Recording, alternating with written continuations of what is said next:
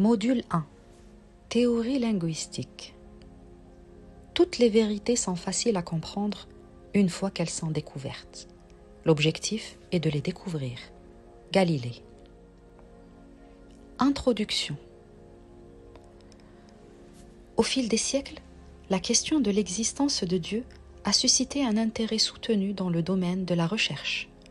Le mystérieux lien entre l'entité divine et l'humanité continue d'alimenter nos interrogations les plus profondes. Depuis les premiers jours de l'humanité, Dieu a envoyé des prophètes et des messagers afin de nous guider et transmettre sa parole. Ce cours initiatique vise à approfondir notre compréhension du dernier message divin, le Coran, qui constitue le maillon ultime d'une chaîne ininterrompue de révélation. Cette initiation servira de guide et de référence tout au long d'une série de cours subséquents. Un des axes majeurs de ce cours porte sur la question « Pourquoi le Coran ?» En effet, le Coran représente le message ultime de Dieu, englobant tous les messages précédents et s'adressant à l'humanité entière, quelles que soient ses croyances. Ce livre sacré appartient à chaque individu sur Terre et ne peut être revendiqué par une catégorie spécifique de personnes. Il est interdit de l'imposer à autrui avec l'exigence de se soumettre, non pas à ses lois, mais à leur interprétation erronée, car chaque individu doit ressentir sa transcendance à son propre rythme. Dieu nous accorde le libre arbitre de croire ou de ne pas croire en lui, comme mentionné dans le verset 29 de la sourate Al-Kahf, la grotte. وَقُلِ الْحَقُّ مِنْ رَبِّكُمْ فَمَنْ شَاءَ فَلْيُؤْمِنْ وَمَنْ شَاءَ فَلْيَكْفُرْ. Au cours de cette exploration, nous replacerons les éléments dans leur contexte, en commençant par l'origine, à savoir la langue arabe. Il est crucial de comprendre que l'arabe n'est pas une création humaine, mais un don du Seigneur à notre ancêtre Adam, transmis à travers les millénaires. Nous aborderons également la profanation et la dépréciation de cette langue, ainsi que les conséquences que nous subissons aujourd'hui à cause de cette situation. Nous examinerons les questions fondamentales sur lesquelles repose le Coran, ainsi que la façon de le lire et de le décrypter correctement. Nous étudierons la relation entre l'incommensurable et le réel, la foi et la raison, et enfin, la signification ultime de notre existence. Par ailleurs, nous aborderons les différents courants religieux depuis leurs origines. Ce cours ne se limite pas à une simple exploration intellectuelle et spirituelle. Il constitue le fondement même de tout apprentissage ultérieur. L'étude du Coran représente une discipline qui exige une implication totale de notre être et va au-delà de cela. L'être humain, en tant qu'entité complexe, d'une sophistication extrême, peut être comparé à une machine hautement performante. Le Coran, quant à lui, peut être considéré comme le manuel d'utilisation de cette machine. Reconnaissant notre ignorance quant à la pleine exploitation de son potentiel, sans risquer de l'endommager, nous réalisons qu'il est impossible de se passer du guide qui l'accompagne. Ainsi, nous nous aventurerons au-delà des concepts abstraits afin de découvrir comment le Coran peut nourrir notre existence quotidienne, donner un sens à nos luttes et nous aider à établir une connexion profonde avec Dieu. Au cours de cette étude, nous serons exposés à des idées qui défieront nos perceptions et élargiront notre compréhension.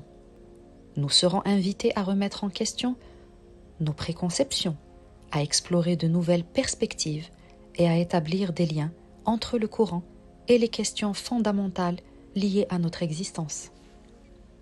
L'étude du Coran est un voyage sans fin, une quête perpétuelle de vérité et de sagesse. Ce cours se propose d'être une boussole pour ceux qui se lancent dans cette aventure passionnante.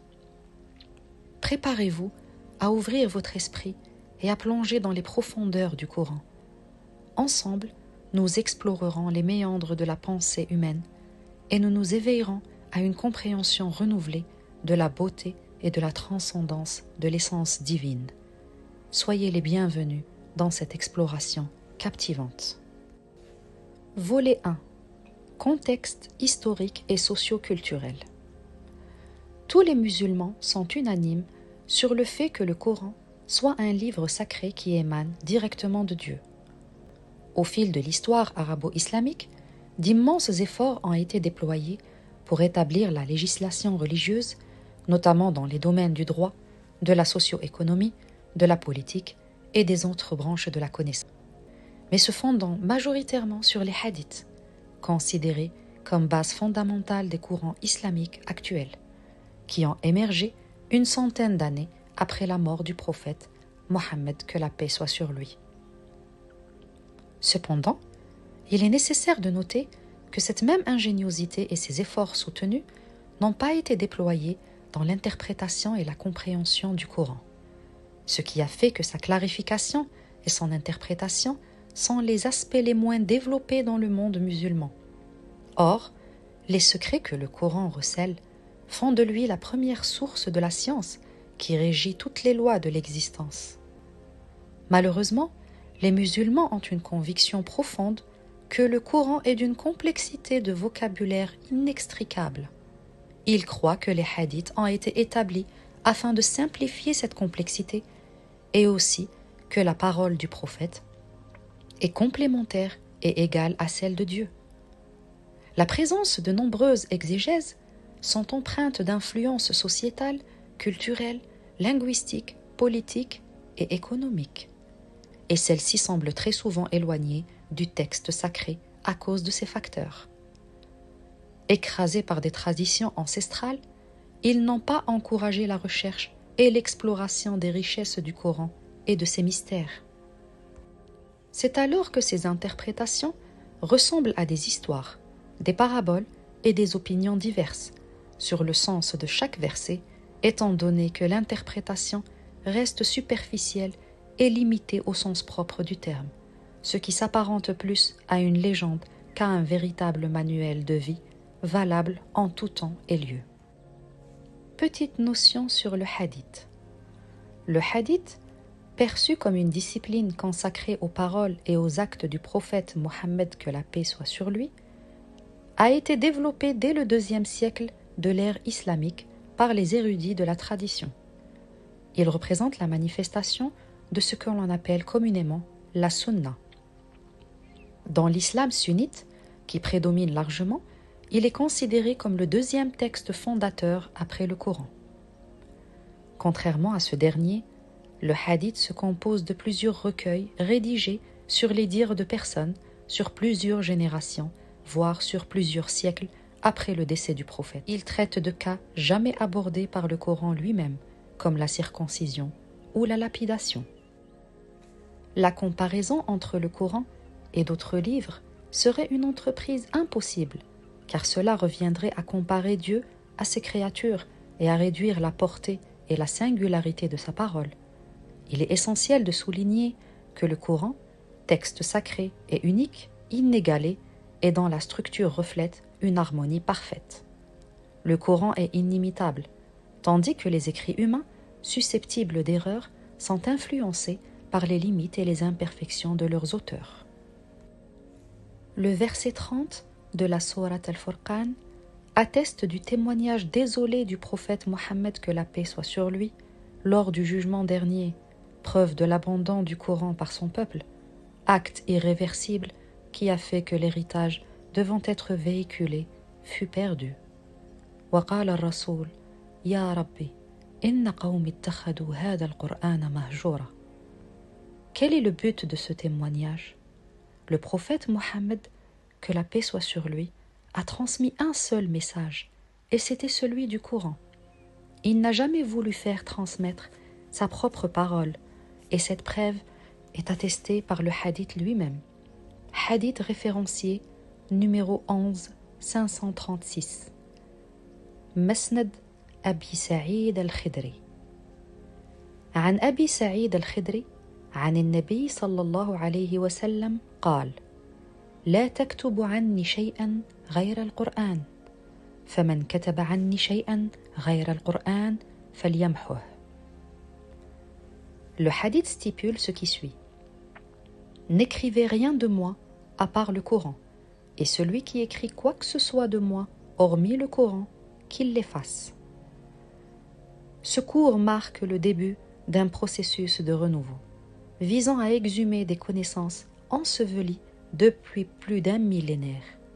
Cette entreprise nécessite des recherches assidues et des efforts colossaux, mais la clé de la compréhension réside dans l'ouverture d'esprit et la pureté de l'âme.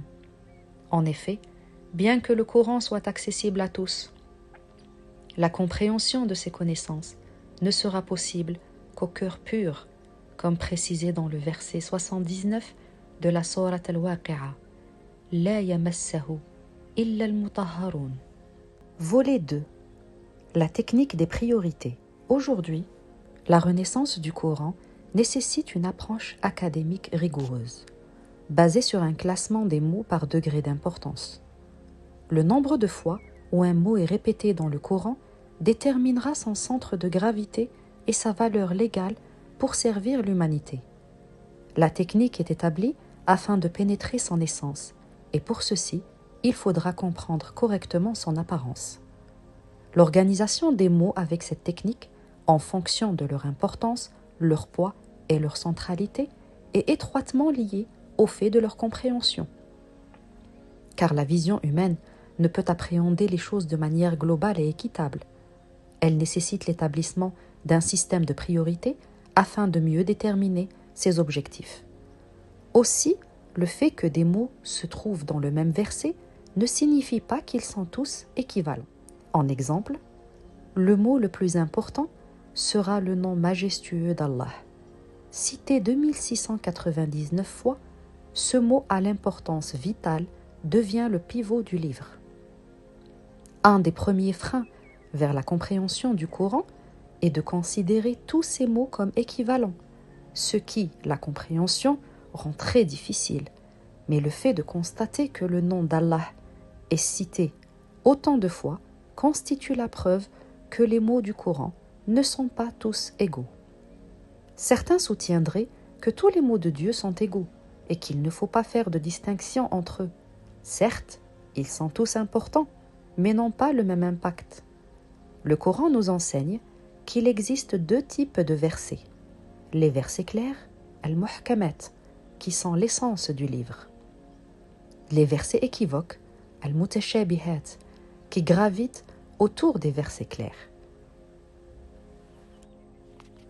Les versets clairs. Les versets clairs sont ceux qui traitent de sujets ciblés et abordent les questions fondamentales de l'existence. Le message qu'ils véhiculent est concis et précis. En exemple, les versets clairs sont Surat An-Nas, traite exclusivement des différentes classes sociales entre les individus et leurs connexions, aussi de la propagande et de ses conséquences. Surat Al-Falaq traite des conséquences de l'envie par ceux qui les ressentent et ceux qui les subissent, et leurs impacts sur le corps humain, troubles de la thyroïde, tumeurs cancéreuses, etc. Surat Al-Ikhlas traite de la conformité que nous devons respecter en toute chose et l'authenticité. Exemple, la contrefaçon est interdite par le Coran.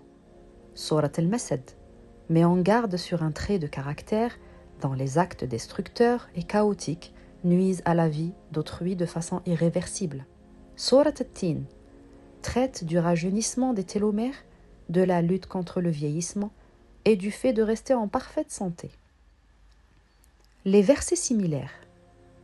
Les versets similaires sont ceux qui gravitent autour des versets clairs, mais avec beaucoup plus de variations dans les détails et les formulations. Ils sont les piliers sur lesquels une recherche est fondée. Le fondement de cette recherche est le verset clair. Il faut comprendre aussi qu'un verset similaire peut traiter d'autant de détails et graviter autour de plusieurs versets clairs. Voici un exemple du fonctionnement d'un verset similaire. Surat Al-Masad est le verset clair. Elle traite de complotisme chaotique dont les conséquences sont irréversibles. Ce verset clair est détaillé et appuyé par Surat Yusuf, qui représente le verset similaire. Surat Yusuf relate l'histoire du prophète Yusuf, que la paix et la bénédiction soient sur lui, dans son intégralité. Parmi les détails de cette sourate, il y a le complotisme que Yusuf a subi de la part de ses frères en premier lieu et de la part de la femme de Al-Aziz en second lieu, lorsqu'il fut vendu en esclave à celle-ci en Égypte. L'origine de cette technique des priorités repose sur l'idée que Dieu nous a enseigné à travers le Coran, et comme cité précédemment, que celui-ci se divise en deux parties distinctes.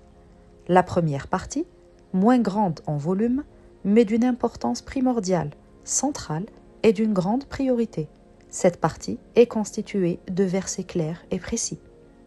La seconde partie, beaucoup plus dense, très étoffée et regorgeant de détails. Cette partie est composée de versets équivoques.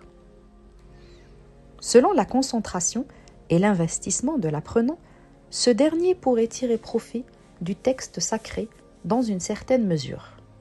En conclusion, si l'on se concentre d'abord sur les bases, c'est-à-dire les versets clairs et précis, qui sont au cœur de l'ouvrage, il devient alors plus facile de comprendre les versets similaires sans confusion. En revanche, si l'on se focalise directement sur les versets similaires, sans prendre en compte les bases du texte sacré, la compréhension risque de basculer et la confusion s'installera. Toutefois, ceux qui veulent l'interpréter à leur guise utiliseront les versets similaires du Coran pour justifier leur propre inclination, comme précisé dans le verset 7 de la sourate Al-Imran.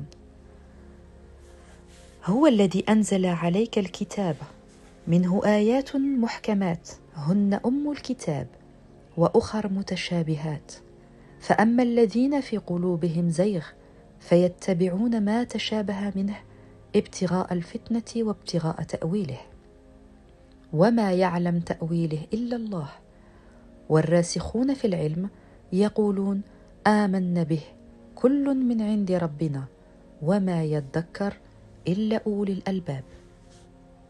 C'est pourquoi il est nécessaire de se concentrer sur les bases du texte sacré. Les versets clairs serviront de garde-fou, empêchant tout égarement, et les versets similaires appuieront les détails de leur compréhension. Les mots clairs et les mots similaires. Le même principe des versets s'applique sur les mots coraniques. Il existe des mots clairs et des mots similaires. Afin que vous, chers lecteurs, puissiez comprendre cette question, permettez-moi de vous expliquer la distinction entre un groupe de mots coraniques que j'ai pris en exemple. Mots clairs.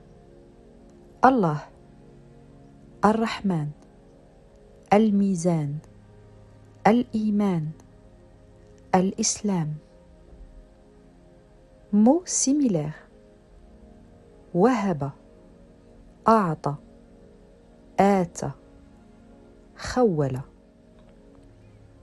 Vous constaterez que les mots clairs sont des termes clés, fondamentaux et d'une grande importance. En revanche, les mots du deuxième type se ressemblent et sont similaires les uns les autres, même si leur définition est complètement différente. La langue arabe nécessite une revitalisation, une mise à jour des significations et des connotations. Les mots ne doivent plus se restreindre à ce que les individus avaient coutume de leur attribuer. Le Coran possède un vaste éventail de mots qui renferment des significations que les termes courants de la société arabe ne peuvent pas pleinement exprimer. Il existe une distinction marquée entre la langue de la société arabe et la langue coranique qui possède ses propres lexiques, expressions et connotations.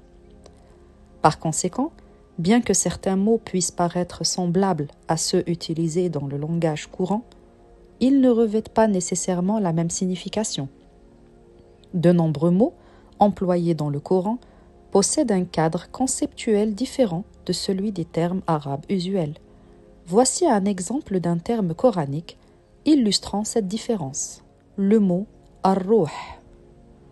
Nous étudierons le vocable « ar-ruh » et la différence considérable entre la langue coranique et l'arabe vernaculaire.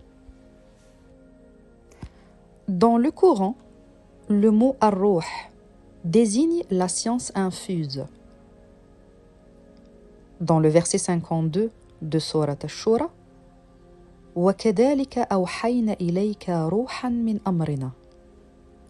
Deuxièmement, il est attribué uniquement à une catégorie privilégiée de personnes.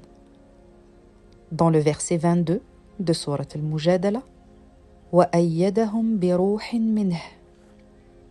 Troisièmement, le mot ruh est toujours au singulier et est impossible à fractionner.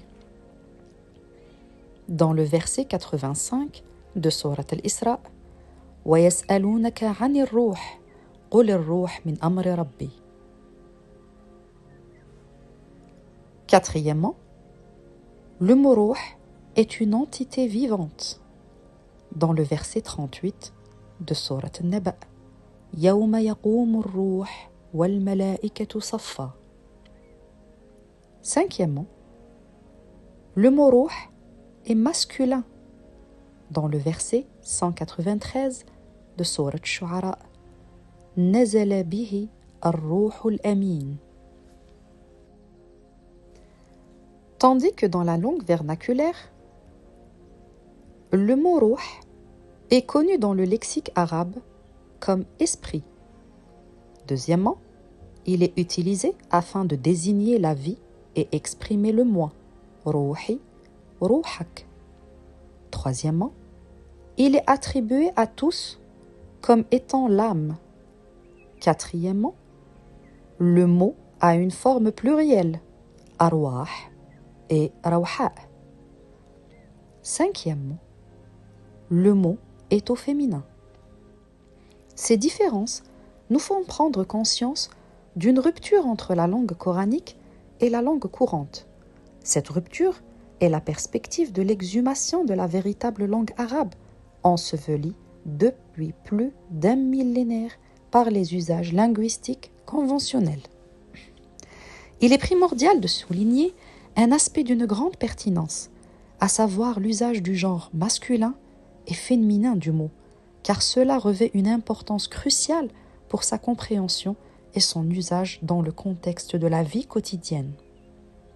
وَيَسْأَلُونَكَ عَنِ الرُّوحِ قُلِ الرُّوحُ مِنْ أَمْرِ رَبِّي وَمَا أُوتِيتُم مِنَ الْعِلْمِ إِلَّا قَلِيلًا. Module 2. Le secret des trois axes.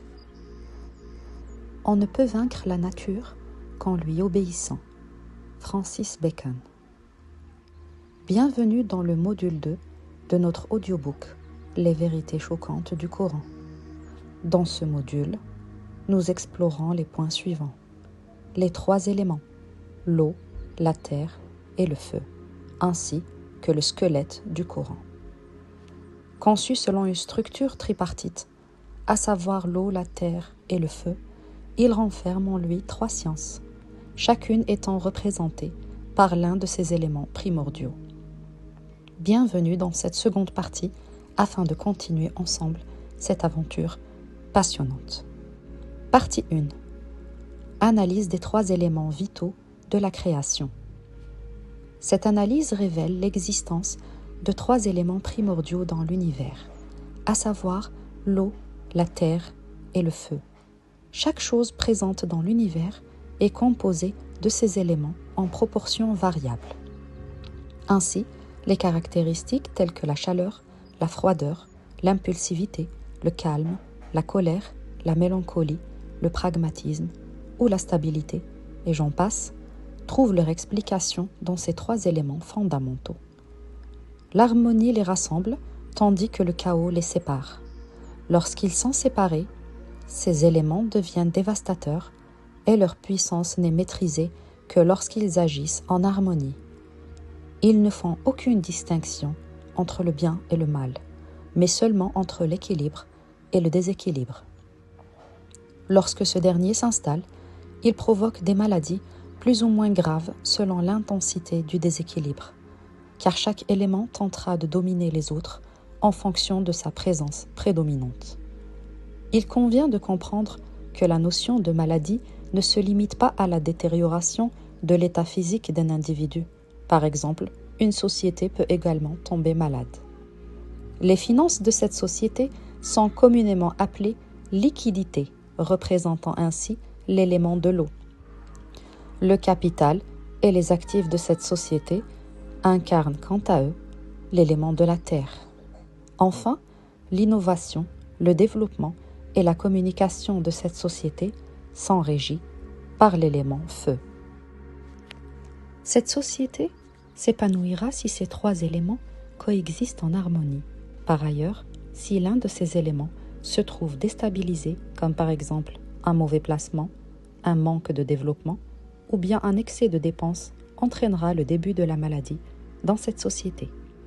Si les symptômes ne sont pas décelés à temps et que l'équilibre n'est pas rétabli, cette société s'effondrera et vous assisterez à son écroulement sans comprendre ce qui est véritablement arrivé à l'origine. Le Coran est conçu selon ces trois aspects essentiels de la création: l'eau, le feu et la terre. Ces éléments étroitement liés constituent les fondements de trois sciences fondamentales interconnectées qui font de lui la révélation divine. Chacune de ces sciences est spécifique et puissante, et elles sont indissociables les unes des autres, formant ainsi l'équilibre cosmique. Lorsque l'individu les appréhende ensemble, elles présentent des caractéristiques positives qui bouleversent sa vie et sa perception des choses. Cependant, s'il les dissocie ou utilise leur aspect négatif, leurs conséquences seront dramatiques, comme mentionné dans le verset 30 de Surat al-Mursalat, انطلقوا إلى ظل ذي ثلاث شعب. Avant d'aborder ces trois sciences, nous étudierons d'abord les caractéristiques de chacun de ces trois éléments. L'étude des caractéristiques de l'élément eau révèle les points suivants. Premièrement, cet élément possède la faculté d'adaptation. Il épouse parfaitement la forme de toute chose. Deuxièmement, il a la capacité de tout absorber, les bonnes comme les mauvaises choses. Troisièmement, il possède un pouvoir de pénétration et rien ne peut arrêter son infiltration. Quatrièmement, il a également le pouvoir d'érosion. Dans son cours, il est animé par une résolution de suivre son cheminement, et tout obstacle qui se dresse sur son chemin sera érodé ou contourné avec le temps, car l'eau est dotée d'une très grande persévérance. Cinquièmement, il peut être puissant et se déferler avec une force traîtresse et insoupçonnée. Sixièmement, cet élément a surtout le pouvoir de donner la vie. Septièmement, sa nature est de descendre. Il ne cherche pas à se faire connaître. C'est pour cette raison que la sagesse lui est attribuée. Bien qu'il se faufile partout, il le fait avec humilité. Parmi ses qualités, on trouve la fertilité, la dévotion, la tranquillité et la délicatesse. Une prédominance de l'élément eau peut engendrer des dépressions, une perte de sensibilité et d'énergie, un manque d'attention, une fragilité émotionnelle, l'infertilité et beaucoup de problèmes d'ordre sexuel. Cette dualité de l'eau souligne sa capacité à représenter à la fois le mouvement calme et la force destructrice. Étude caractéristique de l'élément terre. Cet élément incarne le principe fondamental de la stabilité, de la fermeté et de l'enracinement. Sa nature consiste à recevoir, porter et favoriser la croissance des choses. Par sa nature stable, il est également associé à la fixité, et le moindre changement le perturbe, exigeant de lui un effort considérable d'adaptation. L'élément terre représente également le silence et l'obscurité. Parmi ses qualités, on trouve la prudence, l'objectivité, l'ancrage et l'ouverture aux autres. Une prépondérance de l'élément terre engendre la négligence, une perte de confiance en soi, un manque d'enracinement, de timidité, mais aussi la procrastination, c'est-à-dire la tendance à remettre les choses au lendemain. Elle peut générer des angoisses et une diminution des mécanismes de défense. C'est pourquoi il est parfois nécessaire de rééquilibrer cet élément. Cette dualité de la terre exprime sa capacité à représenter la force et la faiblesse en même temps. Étude caractéristique de l'élément feu. Souvent associé à des métaphores négatives, telles que la damnation et l'enfer, cet élément possède en réalité une signification bien plus vaste. Cet élément a la faculté du savoir et de la connaissance. Il a le pouvoir de la vision, car la conscience s'épanouit et rayonne à travers les yeux. Il met en lumière les secrets enfouis et dévoile les vérités cachées. De plus, il suscite le désir de communiquer librement de manière authentique et parfois même abrupte. Contrairement à l'eau, sa nature est ascendante. Il ne cherche pas à demeurer discret. Bien au contraire, il aspire toujours à être au centre de l'attention. C'est pourquoi la fierté et la grandeur lui sont attribuées. Parmi ses qualités, on trouve la productivité, l'intelligence, la vitesse, la croissance et l'audace. En revanche, une prédominance de l'élément feu engendre la violence, la colère, la soif du pouvoir, la destruction, une forte propension à la jalousie ainsi qu'à l'orgueil. Cette dualité du feu met en évidence sa capacité à représenter à la fois des forces destructrices et d'autres transformatrices. Le feu est un outil essentiel dans les processus de transformation spirituelle. Ce sont là les 3 éléments fondamentaux de l'univers et constituent les 3 disciplines du Coran. Chacun de ces éléments joue un rôle fondamental dans la compréhension du livre saint. C'est par cette méthode que nous révélerons toutes les vérités choquantes du Coran et les transformerons en un mode de vie saint, le seul mode de vie que Dieu nous a ordonné d'adopter, connu dans le Coran comme Millet Ibrahim, les principes d'Abraham. Les 3 éléments n'ont pas été abordés dans leur intégralité, car chacun d'eux représente un module à part entière dans le livre audio Entretien avec mon âme. Les 3 disciplines du Coran. Premièrement, la science des lumières, l'élément feu, Ilm al-Bayyinat. Cette première discipline constitue une suite d'informations certaines et fondées qui puisent ses racines dans l'élément feu. Les sources de ces informations proviennent des noms de Dieu, Al-Asma al-Husna. C'est par le biais de ces noms que le Coran puise la lumière du savoir. Chaque lettre alphabétique du Coran est issue de l'un de ces noms majestueux. À partir d'une seule lettre se développe une idée. La combinaison de 2 lettres conduit à une deuxième idée différente et ainsi de suite. Vous obtiendrez de cette façon une vision dégagée avec laquelle vous pourriez avancer. Deuxièmement, la science des liens, élémentaire, Ilm al-Rawabit. Cette discipline constitue à établir des liens et déterminer les racines des informations extraites lors de la première étape. Elle solidifie l'exploration des connexions entre les lettres, les mots, les sons et les noms d'Allah. Elle offre par ces liens un ancrage qui vous aidera à obtenir une terre fertile et une base solide pour les fondements de vos recherches. Avec ces relations, cette discipline donne naissance aux multiples fonctionnalités qu'une seule lettre peut avoir dans son contexte. Troisièmement, la science du son, l'élément eau, Ilm al-Sawt.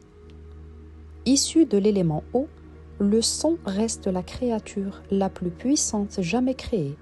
Cette discipline sert d'intermédiaire entre l'éclairage et l'enracinement d'un mot avec un autre ou d'une lettre avec une autre. Elle vous permettra de projeter l'information découverte dans la réalité à travers le son. Cette science a la capacité de faire vivre ce mot après qu'il ait trouvé ses racines et libéré sa lumière. Il deviendra une pratique réelle et pas uniquement une théorie infondée. L'étude du Coran donne des résultats époustouflants une fois que les éléments sont découverts et pratiqués. Ces 3 sciences combinées sont la quintessence du Coran. Ils offrent à l'homme la vie qu'il mérite. Comment pouvons-nous alors comprendre la signification d'un terme sans faire appel à une intervention extérieure? Vous saurez que le Coran n'a besoin d'aucune intervention en dehors de ses propres mots. Prenons l'exemple d'étude du mot at-tin pour développer une idée coranique en combinant les trois disciplines ensemble. Le mot at-tin en arabe social signifie figue. Bien que ce mot soit mentionné qu'une seule fois dans le texte sacré, il donne son nom à une sourate entière, ce qui nous informe sur le reflet de son importance. La première étape, l'élément du feu, consiste à mettre la lumière sur la source du mot. Le terme tin est dérivé du nom majestueux d'Allah, Al-Matin, précédé de la lettre mim. Cet attribut est également mentionné une seule fois dans le Coran. La seconde étape, l'élément de l'eau, vise à établir une logique sonore entre le mot tin, qui est un mot clair, car il est unique, et les mots similaires présents dans le Coran. Le résultat trouvé est le mot wetin, où le mot tin est précédé par la lettre waw, une lettre d'addition mentionnée dans le verset 46 de sourate Al-Haqqa. Thumma laqata'na minhu al-watin. La troisième étape, l'élément de la terre. Dans le verset 58 de sourate Ad-Dariyat, l'attribut Al-Matin est précédé de deux autres noms, à savoir Ar-Razzaq en premier, signifiant celui qui octroie les moyens de subsistance à toutes les créatures, et Dhul Quwwa en second, signifiant celui qui détient la force. Quant à Al-Matin, il désigne la solidité des liens. Inna Allah huwa ar-Razzaq dhul quwwati al-matin. Cette troisième étape consiste à connecter les idées et les sons afin d'aboutir à une conclusion globale. Nous constatons que les noms de Dieu se suivent sans aucune lettre d'addition entre eux, comme s'ils formaient un seul nom, Ar-Razzaq dhul quwwati al-matin. Leur ordre de succession n'est pas aléatoire, mais revêt une importance capitale afin d'obtenir l'information. Résultat, l'information récoltée est que le mot « at-tin » est relié à un moyen de subsistance vital de par l'attribut « Razzaq », et ce moyen de subsistance donne de la force et de l'énergie de par l'attribut « Dhul Quwwa ». Entre le moyen de subsistance vital et l'énergie donnée, existent des liens solides, Al-Matin. En se penchant sur le mot Al-Watin, on saura qu'il est relié directement à la parole, donc l'organe de la bouche, de par le verset 44 de sourate Al-Haqqa, qui stipule que Al-Watin sera sanctionné si la personne venait à mentir ou bien à diffamer les paroles d'Allah. وَلَوْ تَقَوَّلَ عَلَيْنَا بَعْضَ الْأَقَاوِيلِ لَأَخَذْنَا مِنْهُ بِالْيَمِينِ ثُمَّ لَقَطَعْنَا مِنْهُ الْوَتِينَ. Et que finalement, dans une explication rudimentaire, le mot tin signifie figue, ce qui nous oriente vers un moyen de subsistance alimentaire. Nous concluons que le mot tin est en réalité le système digestif de l'homme, et cela en prenant compte de toutes les variantes qui nous entourent. Il est important de noter que ces désignations sont simplistes et superficielles. Les noms d'Allah sont infiniment plus complexes pour être résumés en un seul mot, et que l'exemple du mot « tin » a été établi dans le seul but de vous expliquer la méthode de ces disciplines et non d'expliquer le mot lui-même. Un audiobook entier sera consacré à l'étude et l'explication de Sourate At-Tin dans son intégralité.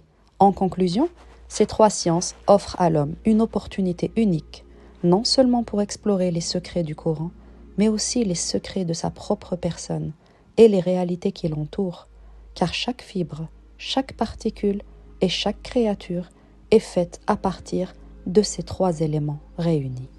L'air, un être vivant. William Arthur Ward a dit « Le pessimiste se plaint du vent, l'optimiste espère qu'il va changer et le réaliste ajuste ses voiles. » Dans notre dernière vidéo, nous avons parlé des trois éléments, l'eau, la terre et le feu. Mais qu'en est-il de l'élément air? Il est évident que vous ayez remarqué que l'air ne figure pas parmi les éléments fondamentaux, car tout simplement, l'air n'est pas un élément, mais une entité vivante composée de ces 3 éléments vitaux de la création. L'air est composé de la terre, de l'eau et du feu.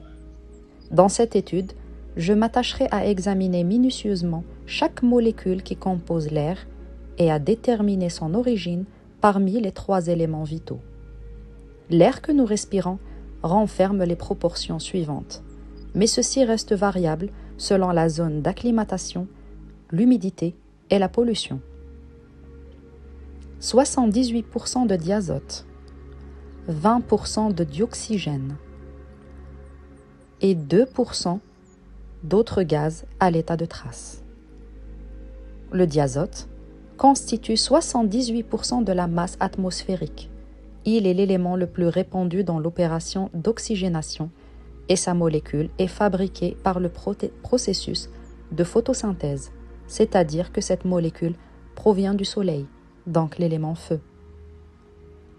Le dioxygène, quant à lui, constitue 21% de la masse atmosphérique. Il est l'élément vital de la respiration, même si sa proportion ne représente que 1/3 du diazote. Sa molécule provient des océans, par exemple des microalgues planctoniques, donc l'élément eau. Les autres gaz. Les restes de gaz présents dans la masse atmosphérique à très faible quantité, tels que le dioxyde de carbone et l'argon, ne représentent que 1% de la masse atmosphérique. Cette proportion est suffisante pour maintenir un équilibre parfait. Ces gaz sont considérés comme du matériel biologique, c'est-à-dire des microparticules libérées par les écosystèmes terrestres, donc l'élément terre. Ce matériel biologique varie d'une région à une autre. Il peut comprendre des matières vivantes, comme les bactéries, les virus et les acariens, ou bien des matières inertes, comme le pollen, la poussière et la moisissure. L'air, une entité vivante. L'air connu sous le nom rih en arabe est une fraction du mot ar-ruh, dont nous avions parlé dans le module 1, partie 2, qui est constitué des 3 éléments vitaux. Il est considéré comme un être vivant, un messager imposant, dont personne ne sait ni entendre ni connaître le message. Cependant, pourquoi sa composition est-elle gazeuse? Quel est le dessein de cette composition? Et quel est son rôle dans la vie? L'air que nous respirons est principalement constitué de diazote, c'est-à-dire de feu. Pourquoi donc le feu prédomine-t-il dans cette composition qui représente 78%? Comme je l'ai expliqué précédemment, toute chose est formée à partir des 3 éléments vitaux, à savoir la terre, l'eau et le feu. L'être humain en est la preuve évidente, sa constitution étant principalement un nefs, l'âme. Un nefs incarne la partie prééminente de l'homme. Bien que celle-ci ne lui appartienne pas, elle lui a été très gracieusement prêtée, afin qu'elle soit sa source de lumière qu'il utilisera pour le guider dans l'obscurité. Elle est également sa source vitale de chaleur, lui conférant une température de 37 degrés, gage de son énergie et de sa vitalité. Lorsqu'un être humain rend son dernier souffle, son enveloppe corporelle se refroidit rapidement, car le feu s'est éteint en lui. Ce refroidissement est une manifestation tangible de la fin de sa vie. D'ailleurs, le mot « tanafus », qui signifie respiration, découle du mot « nefs ». L'acte respiratoire constitue ainsi une fonction essentielle pour l'âme à 78%. Ce chiffre est proportionnel à la présence de diazote dans la masse atmosphérique. La valeur et la place de nefs dans la condition humaine, une entité entièrement faite de feu. Son rôle est d'être un guide, une source de chaleur et un moteur de la respiration. Voilà pourquoi l'élément qui domine l'air est le feu, le diazote, car il permet de nourrir l'âme et lui permettre de fonctionner continuellement, même si ce n'est pas le diazote qui nous maintient en vie, mais le dioxygène, l'élément eau. Si le diazote est le plus répandu, pourquoi c'est le dioxygène qui nous maintient en vie alors qu'il ne représente que 21% de la masse atmosphérique. Le sang, élément vital pour la survie de l'être humain, est un fluide qui circule de manière continue et ininterrompue à travers l'organisme. En traversant les poumons, il s'enrichit uniquement de dioxygène, eau, afin de le distribuer à toutes les parties du corps. Cette opération est d'une complexité remarquable, étant donné que l'eau agit comme un médiateur entre le feu et la terre. En effet, le dioxygène, l'élément eau, encapsule en lui-même le diazote, le feu, sous forme d'énergie, permettant ainsi de le véhiculer vers toutes les cellules du corps, la terre, pour les nourrir, les booster en énergie. Il est essentiel de savoir que le contact direct du diazote, le feu, avec les cellules du corps, la terre, causerait leur destruction. C'est pourquoi le dioxygène joue un rôle d'intermédiaire et de connecteur entre le feu et la terre, entre le diazote et les cellules. أولم يرى الذين كفروا أن السماوات والأرض كانتا رتقا ففتقناهما وجعلنا من الماء كل شيء حي أفلا يؤمنون. Le verset 30 de Sourate Al-Anbiya, une source inestimable en ce qui concerne la création de l'homme et le processus de respiration. Dans ce verset, Allah nous éclaire sur le concept de as-samawat, souvent interprété comme étant les cieux. Mais dans le véritable langage coranique, as-samawat englobe tout ce qui est abstrait, tel que les pensées, mais les émotions, les rêves, la foi ou l'âme. Et les cieux sont une partie de samawat, mais qui ne les représente pas en tant que tels. Tandis que l'ard, généralement considéré comme la terre, représente en réalité tout ce qui est concret, tangible et visible, comme les objets qui nous entourent, les créatures ou les cellules de notre corps. L'âme, an-nafs, est une partie de samawat, et le corps humain est une partie de l'ard. Initialement, les deux étaient dissociés. Allah subhanahu wa ta'ala nous indique qu'ils étaient séparés, mais il les a reliés en utilisant l'eau comme interface et véhicule de la vie. وَجَعَلْنَا مِنَ الْمَاءِ كُلِّ شَيْءٍ حَيٍّ. En effet, l'air que nous respirons, bien qu'il pénètre nos poumons, ne peut en aucun cas pénétrer dans le sang, car la présence d'une seule bulle d'air dans le sang entraînerait un décès immédiat. C'est là toute la grandeur et la merveille de ce verset, qui nous explique le concept de cloisonnement et de connexion au sein du métabolisme.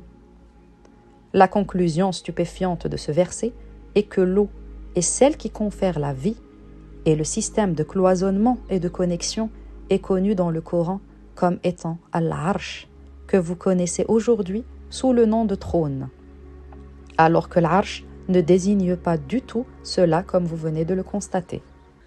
Module 2, partie 3. L'origine de la langue arabe. Parmi les innombrables langues humaines, une seule se distingue comme étant l'originelle, à savoir l'arabe. Cette langue a été conçue en combinant les trois éléments essentiels, le feu, symbolisant la clarté et l'expression sans limite, la terre, représentant les liens et la connexion des mots et des idées, et l'eau, ayant la capacité de transmettre la totalité des énoncés. Voir la vidéo « Le secret des trois axes ». Cette langue unique, dans sa constitution, est exceptionnellement flexible. Elle a été créée par Allah subhanahu wa ta'ala pour transmettre ses attentes à l'humanité et a été désignée par les hommes sous diverses appellations, telles que le sémitique, en référence à Sem, fils de Noé, araméen ou syriaque. Néanmoins, elle demeure indifférente aux multiples noms qui lui sont attribués, car sa véritable essence persiste en tant que langue arabe. Comme elle représente la colonne vertébrale du Coran, elle incarne une clarté qui transcende les autres langues humaines. Sa capacité à exprimer des idées de manière illimitée est symbolisée par le feu, qui évoque la connaissance et le savoir. Cette clarté inhérente permet à l'arabe de communiquer les messages divins avec une précision détaillée. De plus, la langue arabe est dotée d'un réseau de connexions infini, comparable à la Terre qui lie et connecte les éléments. Ce réseau permet à l'arabe d'exprimer une vaste gamme d'idées et de concepts, rendant possible la transmission intégrale de tout énoncé. L'eau est la troisième clé de la langue arabe. La nature fluide de l'arabe lui permet de véhiculer des significations complexes qui échappent aux limites des autres langues. Analyse sémantique du terme arabe. Le terme arabe n'est pas l'étiquetage d'une appartenance ethnique. Il existait bien avant l'éruption des peuples et des tribus dans la péninsule arabique, que vous connaissez aujourd'hui comme les Arabes en tant qu'entité ethnique. Cette langue a été transmise de génération en génération, depuis Adam, par les populations établies dans les vastes étendues désertiques du Golfe jusqu'au Maghreb. Durant des siècles, ils ont développé une acuité auditive remarquable, formant graduellement une branche mixte. Il est important de savoir que lorsque nous utilisons le terme français pour décrire la langue française, cela fait référence spécifiquement aux habitants de la France. Mais en revanche, le terme arabe ne désigne aucun groupe ethnique, mais plutôt toute personne qui maîtrise cette langue.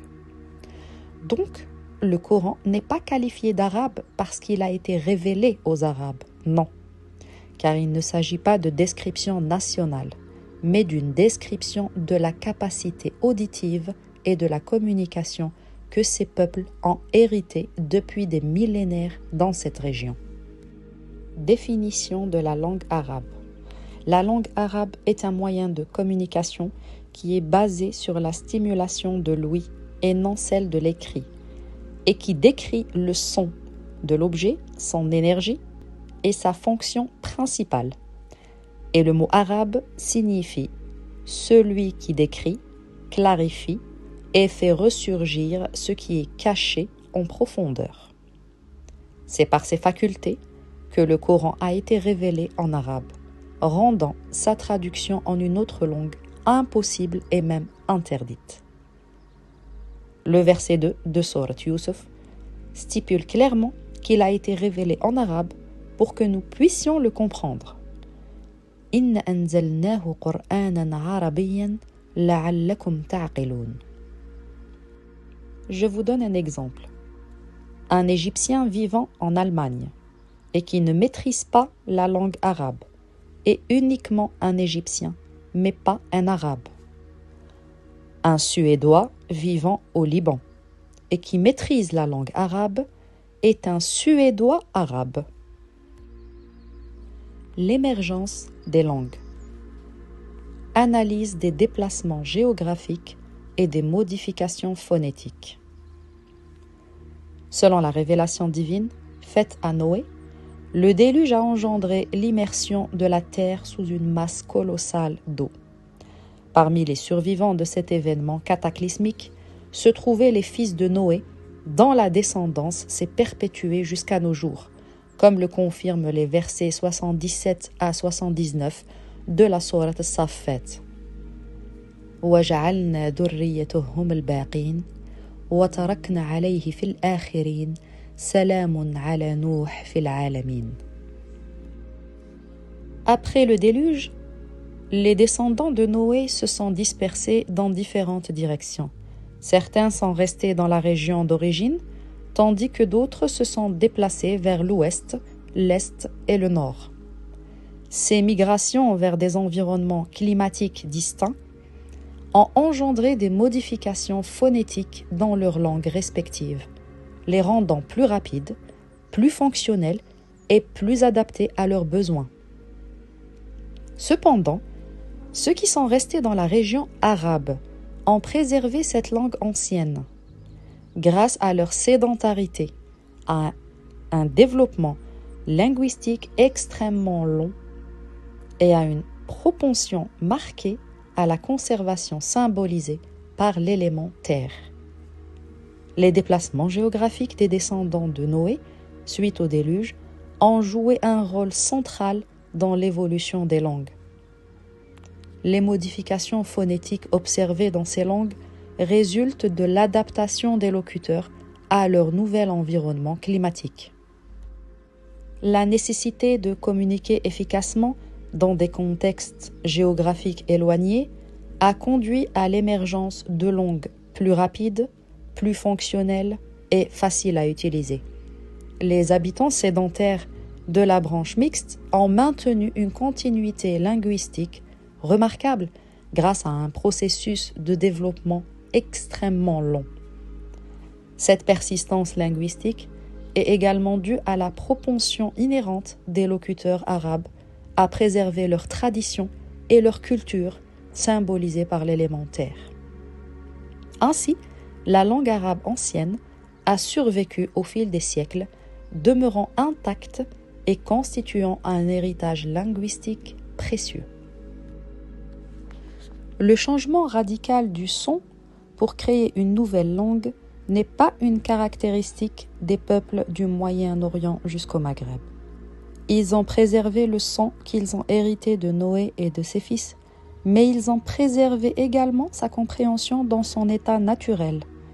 Par conséquent, malgré la diversité des dialectes, ils convergent tous vers le même son et se comprennent tous entre eux. وَلَقَدْ نَعْلَمْ أَنَّهُمْ يَقُولُونَ إِنَّمَا يُعَلِّمُهُ بَشَرٌ لِسَانُ الَّذِي يُلْحِدُونَ إِلَيْهِ أَعْجَمِيٌّ وَهَذَا لِسَانٌ عَرَبِيٌّ مُبِينٌ.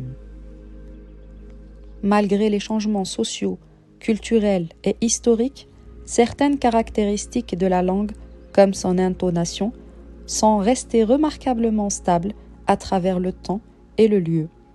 Le Coran nous explique, à travers ceci, la grande importance de cette langue en tant que lien entre les générations et entre différentes régions du monde. وَنَزَّلْنَا عَلَيْكَ الْكِتَابَ تِبْيَانًا لِكُلِّ شَيْءٍ وَهُدًى وَرَحْمَةً وَبُشْرًى لِلْمُسْلِمِينَ. Le terme Coran a subi une antonomase, c'est-à-dire une traduction d'un terme en nom propre dans une autre langue, ce qui a altéré totalement son sens originel. Aujourd'hui, ce mot est utilisé uniquement comme le titre du livre sacré de l'islam. Cette transformation a complètement dénaturé sa signification première, au point où le mot Coran, tel qu'il est connu en français, n'a aucun sens. Vous devez comprendre que son arabicité est nécessaire, car c'est elle qui lui confère son authenticité. Le mot Coran en arabe est Qur'an.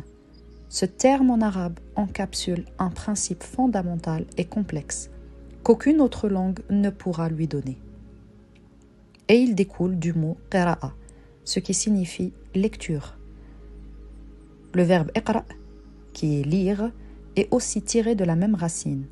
Et afin de comprendre le mot Coran, nous devons d'abord comprendre le mot iqra'. Allah subhanahu wa ta'ala a dit Iqra' bismi rabbika alladhi khalaq. Le verset 1 de Sourate Al-Alaq nous invite à lire au nom du Seigneur qui a créé. Mais quelle serait cette forme de lecture ? Sans se poser la moindre question, vous chercherez automatiquement une note écrite à lire, car selon la plupart des gens, c'est l'unique façon de lire. Mais la forme de lecture principale du Coran est avant tout visuelle, c'est-à-dire qu'elle est basée sur l'observation et la réception humaine. Comme a dit Allah subhanahu wa ta'ala, « Bal il-insanu ala nafsihi basira, walau alqa ma'adira » Il a dit aussi dans Sourate Al-Mulk, le verset 3, « Alladhi khalaqa sab'a samawatin tibaqan, ma tara fi khalqi ar-Rahmani min tafawut, farji'i al-basara hal tara min futur »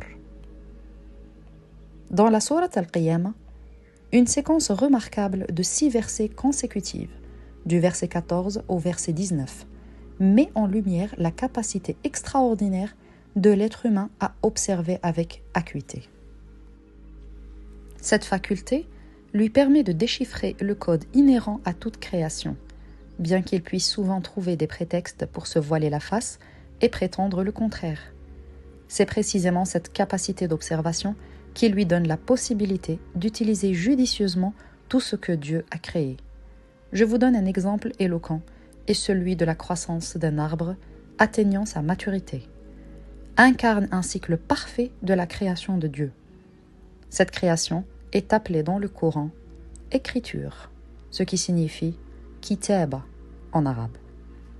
Observer cet arbre et planifier ce que l'on peut en faire représente une lecture au nom de ce que Allah a créé. Couper le bois de cet arbre pour en faire une table, c'est écrire votre propre code après avoir lu celui de Dieu.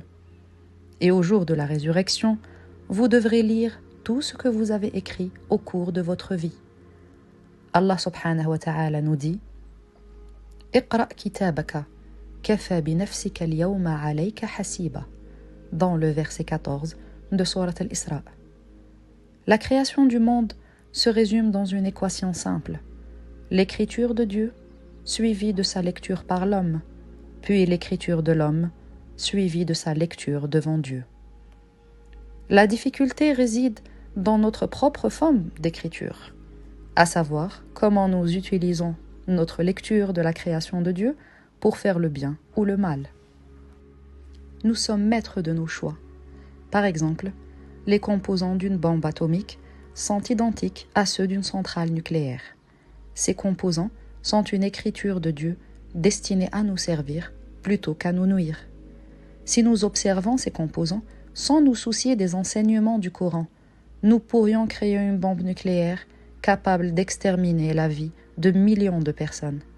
Cependant, si nous lisons ces composants à la lumière du Créateur, nous pourrions alors créer une centrale électrique qui illuminera et faciliterait l'existence de ces mêmes millions de personnes. C'est exactement ça, Al-Qur'an. Son essence divine est dans chaque particule de la création. Tout ce que nous observons afin de l'utiliser représente une lecture de ce que Allah a créé. C'est une des raisons principales pour lesquelles le Coran concerne toute l'humanité, et c'est l'apanage d'aucune ethnie. Allah nous le rappelle dans le verset 54 de la sourate Al-Kahf, où il s'adresse à toute l'humanité sans distinction. وَلَقَدْ صَرَّفْنَا فِي هَذَا الْقُرْآنِ لِلنَّاسِ مِنْ كُلِّ مَثَلٍ. Cependant, ce processus ne s'arrête pas là. Après que Dieu ait écrit, c'est-à-dire créé toute chose, afin que nous puissions lire ses créations, Allah stipule explicitement dans Sourate Ar-Rahman, du verset 1 au verset 4, qu'il a créé l'homme et lui a enseigné le Coran. Mais comment cela s'est-il produit? Ar-Rahman, 'allama al-Qur'an, khalaqa al-insan, 'allamahu al-bayan. Afin d'enseigner le Coran à l'homme, Allah a conçu un outil fascinant qui représente l'intermédiaire et le lien entre l'écriture divine et la lecture humaine. Car c'est par le biais de cet outil indispensable que nous sommes en mesure de connaître l'utilisation de chaque chose dans la création. Cet outil est le qalam. Alladhi 'allama bil qalam. Dans le verset 4 de Sourate Al-Alaq, Allah nous informe qu'il enseigne toute chose à l'homme à travers le qalam. Si vous utilisez un traducteur, Al-Qalam se traduit par plume ou crayon. Hélas, il m'est impossible de traduire ce mot dans une autre langue. L'explication la plus appropriée, afin de vous rapprocher le plus possible des mots d'Allah, est que qalam désigne l'intermédiaire entre l'écriture et la lecture. Et les moyens d'écriture employés par Allah surpassent largement notre entendement. Avez-vous remarqué le lien entre Sourate Al-Alaq et Sourate Ar-Rahman? Les versets clairs se trouvent dans Sourate Al-Alaq et les versets similaires dans Sourate Ar-Rahman. Je vous invite à consulter notre vidéo intitulée « La technique des priorités » pour en savoir plus. La lecture coranique constitue un processus automatique nous instruisant à appréhender et à saisir la valeur et la richesse de chaque élément qui nous entoure, y compris nos relations interpersonnelles. Il nous enseigne comment les exploiter de manière optimale pour en tirer un maximum de bénéfices et nous protéger de leurs dangers, aussi insignifiants puissent-ils sembler à nos yeux. L'objectif est de comprendre et d'apprécier la richesse de chaque chose en accordant une attention particulière à la relation harmonieuse et équilibrée que nous devons entretenir et maintenir avec notre environnement et les innombrables bénédictions qu'Allah nous a accordées. L'utilisation de toutes choses dans la complexité de la création nous échappe souvent, nécessite une prise de conscience de leur origine divine et de leur finalité bénéfique pour notre existence. En intégrant cette dimension de conscience à nos utilisations quotidiennes, nous pouvons aspirer à gravir les échelons du savoir et de la vérité jusqu'à l'accomplissement ultime d'arriver à la science infuse qui est Ar-Ruh. Cette forme de lecture coranique est en soi une dévotion, désignée plus communément dans le Coran comme At-Tasbih bihamdillah. En développant cette conscience, l'homme est invité à mettre à profit son écriture avec toute chose. Il s'agit de savoir utiliser cette lecture et en être conscient afin de prendre les meilleures décisions et d'accomplir les meilleures actions, dans le but de contribuer positivement à notre existence et à celle des autres. Mais après avoir regardé cette vidéo, nos actions ne seront plus spontanées, elles seront préméditées et seront les pierres angulaires qui vont paver notre véritable avenir dans ce monde et dans l'autre. Notre écriture scellera notre destin et le verset 14 de Surat al-Isra nous confirme cette réalité inévitable. Iqra kitabaka kafa bi nafsika al-yawma alayka hasiba. Le Coran se présente comme une lecture exhaustive de la création divine, une clé ouvrant la porte à la compréhension de l'univers façonné par Allah, englobant les merveilles de la nature, les lois cosmiques régissant l'univers, toutes les disciplines scientifiques et les interactions humaines. L'arabité du mot Qur'an est vitale pour sa compréhension, c'est pourquoi il est strictement interdit de traduire Al-Qur'an dans n'importe quelle autre langue. Cela s'applique à chaque verset, chaque mot et chaque lettre du dernier testament sacré de Dieu. C'est cette base solide qui servira de fondement pour construire un enseignement cohérent, logique, rationnel, mais surtout véridique. En suivant cette base solide, vous éviterez tout égarement et toute incertitude.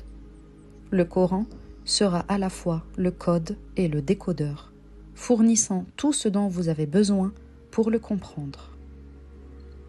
وَإِنَّهُ لَتَنزِيلُ رَبِّ الْعَالَمِينَ نَزَلَ بِهِ الرُّوحُ الْأَمِينُ عَلَى قَلْبِكَ لِتَكُونَ مِنَ الْمُنذِرِينَ بِلِسَانٍ عَرَبِيٍّ مُبِينٍ. Le verset 192 à 195 de Sourate Ash-Shu'ara. Bienvenue dans la deuxième partie de notre recherche sur la définition du mot Coran. Dans la première partie, nous avons examiné l'aspect observable de la lecture du Coran. Aujourd'hui, nous allons explorer l'aspect concentré du Coran dans un livre. Les questions qui seront soulevées sont: pourquoi le fait que toutes les lois de Dieu se retrouvent dans des livres serait aussi important? Quelle est la sagesse qui sous-tend la révélation de ces livres saints? Et pourquoi les autres peuples de l'histoire n'ont pas eu besoin de tels livres? Depuis la création du monde jusqu'à sa fin, l'histoire de l'humanité est divisée en deux parties distinctes, telle une pièce de théâtre constituée de deux actes. La première partie est appelée Al-Awwalin, c'est-à-dire les premiers. La seconde partie est connue sous le nom de Al-Akhirin, c'est-à-dire les derniers.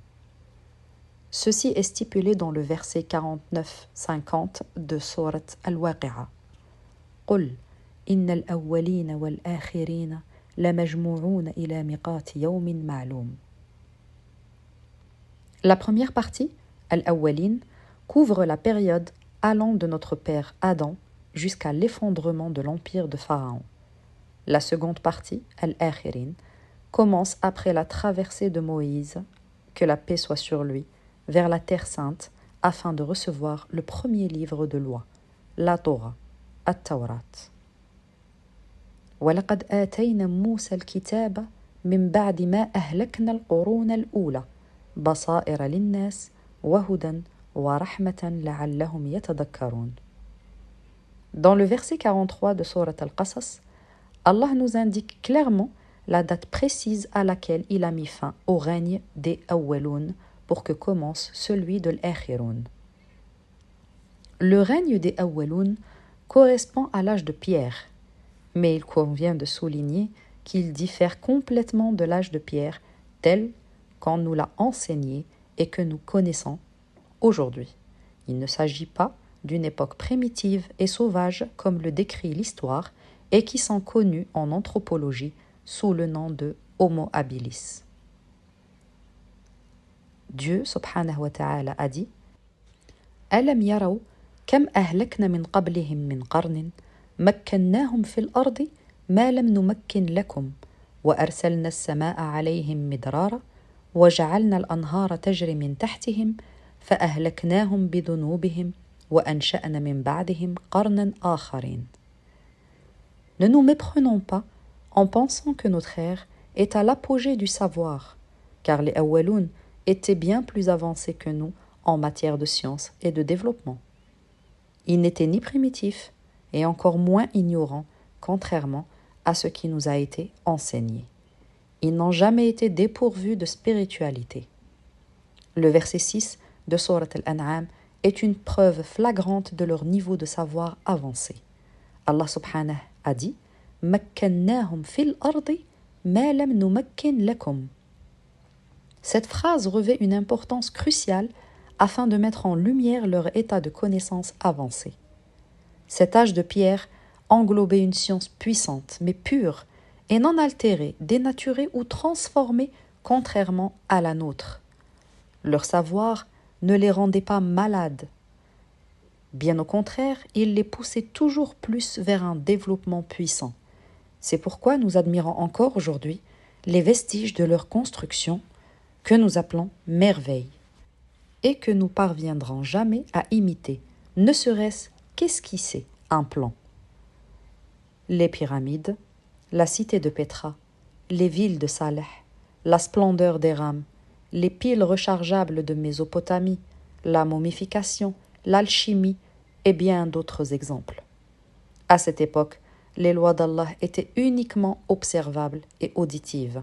Pharaon fut le dernier génie de son temps, et à partir de là, commença l'âge du métal, comme mentionné dans le verset 25 de Sourate Al-Hadid.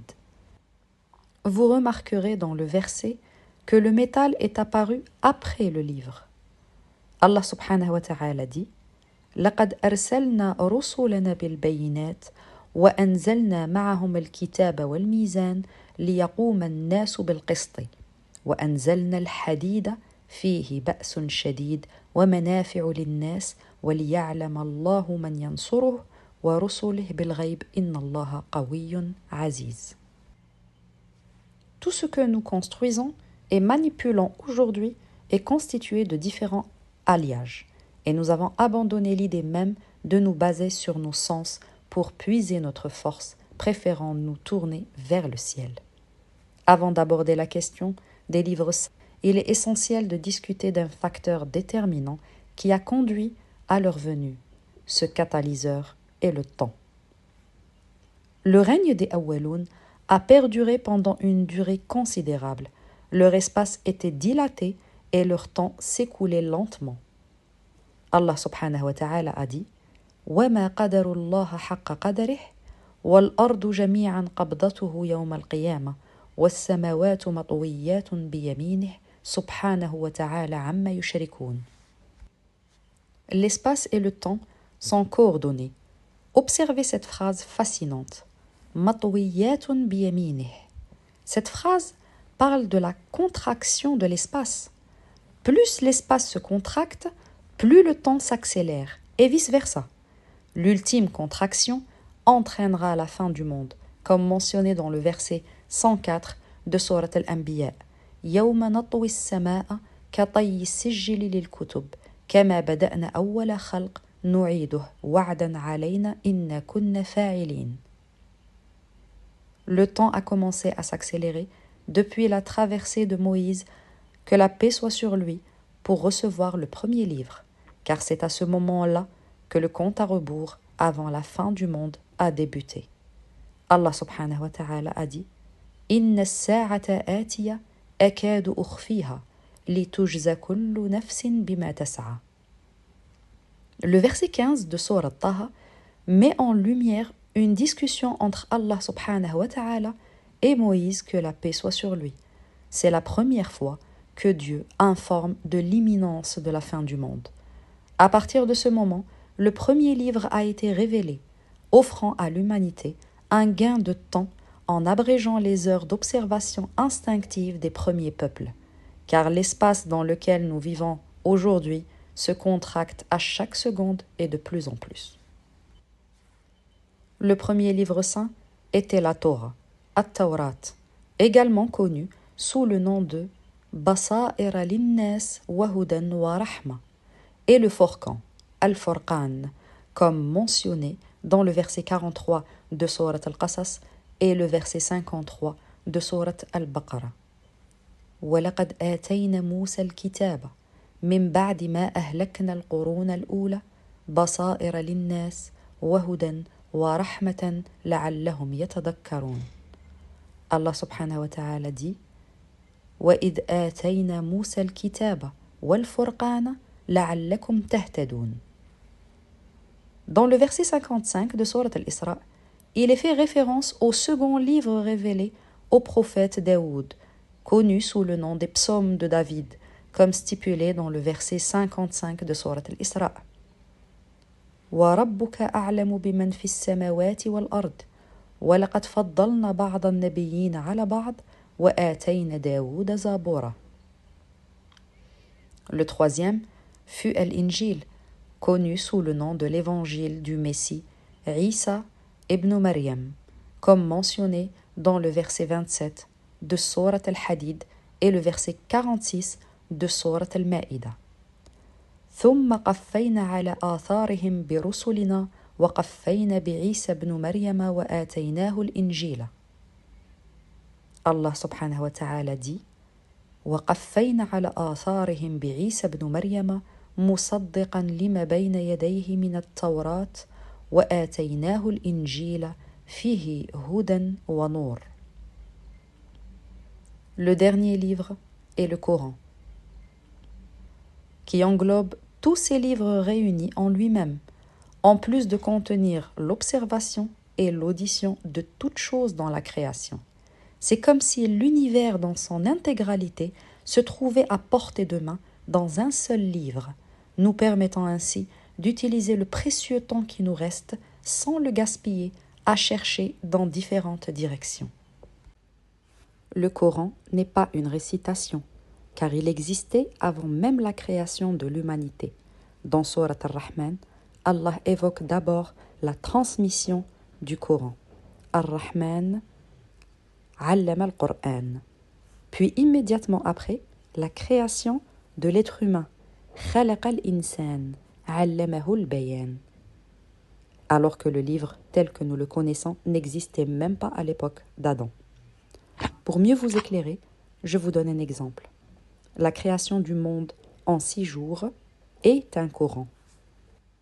C'est-à-dire que le Coran représente l'univers et toutes les lois qui le régissent.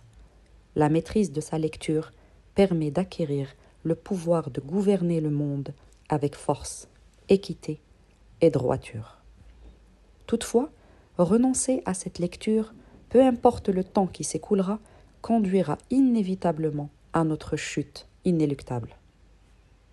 Permettez-moi de vous présenter une preuve irréfutable du pouvoir de l'homme et de sa puissance grâce au livre d'Allah subhanahu wa ta'ala, extraite des versets 39 et 40 de Surat An-Naml.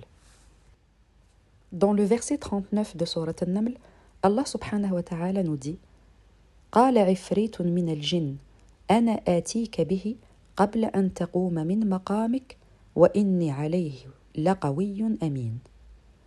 Le verset 39 évoque l'assemblée du roi prophète Sulayman, que la paix soit sur lui. Il est bien connu que Sulayman avait la maîtrise du vent des djinns, des démons, qui sont shayatin, et même la capacité de communiquer avec les animaux. Ce rappel est nécessaire car tous ces êtres faisaient partie de l'assemblée, à l'exception des démons, ash-shayatin, qui n'avaient jamais bénéficié d'un tel privilège. Au sein de cette assemblée, un haut gradé des djinns a offert ses services à son roi, en proposant de déplacer et transporter le trône de la reine de Saba avant même que Sulayman ne se lève de sa chaise. Cette proposition témoigne de la force phénoménale et inimaginable de ces créatures fascinantes, les djinns, avec lesquels nous partageons ce vaste monde. Cependant, si nous poursuivons la lecture avec le verset 40 de Surat An-Naml, nous découvrons que celui qui a effectivement transporté le trône de la reine de Saba était un homme et non un djinn. Allah subhanahu wa ta'ala nous dit dans le verset 40 de Surat An-Naml: قال الذي عنده علم من الكتاب أنا آتيك به قبل أن يرتد إليك طرفك فلما رآه مستقرا عنده قال هذا من فضل ربي ليبلوني أأشكر أم أكفر. La seule différence entre l'homme et le djinn est que l'homme avait un savoir du livre, tandis que le djinn comptait sur les capacités avec lesquelles il a été créé. L'homme a offert de déplacer le trône avant que le bras de Sulayman, que la paix soit sur lui, ne touche son flanc. Ceci, cher auditeur, est le pouvoir incommensurable du savoir infini d'Allah subhanahu wa ta'ala. Ce verset nous montre la puissance de l'homme lorsqu'il est guidé par le savoir des livres saints d'Allah. La croyance en Allah est le pilier primordial que doit posséder l'homme. Cette foi incarne le plus précieux des trésors humains et dont il rendra compte péniblement dans l'au-delà si elle n'a pas été exercée à juste titre. Sauf que de tout temps, les individus cherchent toujours à créer un partenaire puissant à Allah subhanahu wa ta'ala. Et la révélation du Coran ne fait pas exception. Depuis l'aube de l'histoire, les hommes cherchent ainsi à contester la position et le statut du Coran, comme s'ils ne pouvaient se rassurer qu'avec un partenaire pour la parole d'Allah subhanahu. Ils souhaitent une adoration de ce qu'ils créent de leurs propres mains plutôt que de l'adoration de ce que Allah subhanahu wa ta'ala a révélé par sa propre parole. Ils ressentent le besoin de lui ajouter un élément social en l'enrichissant des œuvres de la communauté, des légendes, des individus et de l'accumulation historique, comme précisé dans le verset 17 de Surat Al-Ankabut. Allah subhanahu wa ta'ala nous dit: إنما تعبدون من دون الله أوثانا وتخلقون إفكا. C'est ce que j'appelle la lutte contre le Coran, au point que la simple mention d'Allah seul suscite le dégoût chez ceux qui ne croient pas en l'au-delà. Allah subhanahu wa ta'ala lui-même nous en informe dans le verset 45 de Surat Az-Zumur et le verset 12 de Surat Ghafir, qui stipule que l'homme lui est pénible de se contenter d'Allah seul. وَإِذَا ذُكِرَ اللَّهُ وَحْدَهُ اشْمَأَزَّتْ قُلُوبُ الَّذِينَ لَا يُؤْمِنُونَ بِالْآخِرَةِ وَإِذَا ذُكِرَ الَّذِينَ مِن دُونِهِ إِذَا هُمْ يَسْتَبْشِرُونَ. Et le verset 12 de Surat Ghafir: ذَلِكُمْ بِأَنَّهُ إِذَا دُعِيَ اللَّهُ وَحْدَهُ كَفَرْتُمْ وَإِنْ يُشْرَكْ بِهِ تُؤْمِنُوا فَالْحُكْمُ لِلَّهِ الْعَلِيِّ الْكَبِيرِ.